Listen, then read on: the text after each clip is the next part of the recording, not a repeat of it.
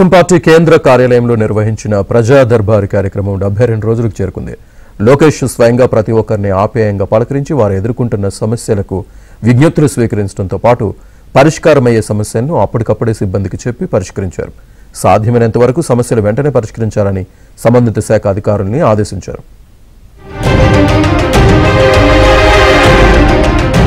TDP కేంద్ర కార్యాలయంలో మంత్రి నారా లోకేష్ 72వ రోజు ప్రజా దర్బారు కార్యక్రమాన్ని నిర్వహించారు.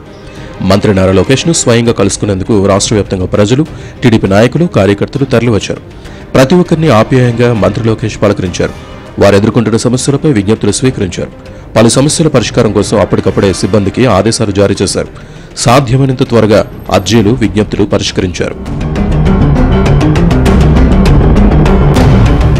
టీడీపీ సానుభూతిపరుడనే కక్షతో వైసీపీ హయాంలో అప్పటి ధర్మవరం ఎమ్మెల్యే కేతిరెడ్డి వెంకట్రామరెడ్డి తనపై అక్రమంగా హత్య కేసు బనాయించారని శ్రీ సత్యసాయి జిల్లా సిరిగారిపల్లికి చెందిన కె రవీంద్ర మంత్రి నారా లోకేష్ ను కలిసి ఆవేదన వ్యక్తం చేశారు.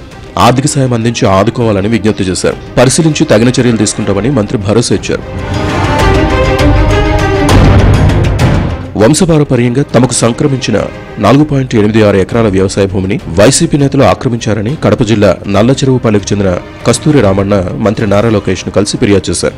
అధికారులతో సమీక్షించి తగిన చర్యలు తీసుకుంటామని మంత్రి హామీ ఇచ్చారు. ఇక పోలవరం ప్రాజెక్టు ముంపు గ్రామాల నిర్వాసితుల సమస్యలను పరిష్కరించాలని అల్లూరు జిల్లా దేవీపట్నం, పూడిపల్లికి చెందిన గ్రామస్తులు మంత్రి నారా లోకేష్ ను కలిసి విజ్ఞప్తి చేశారు.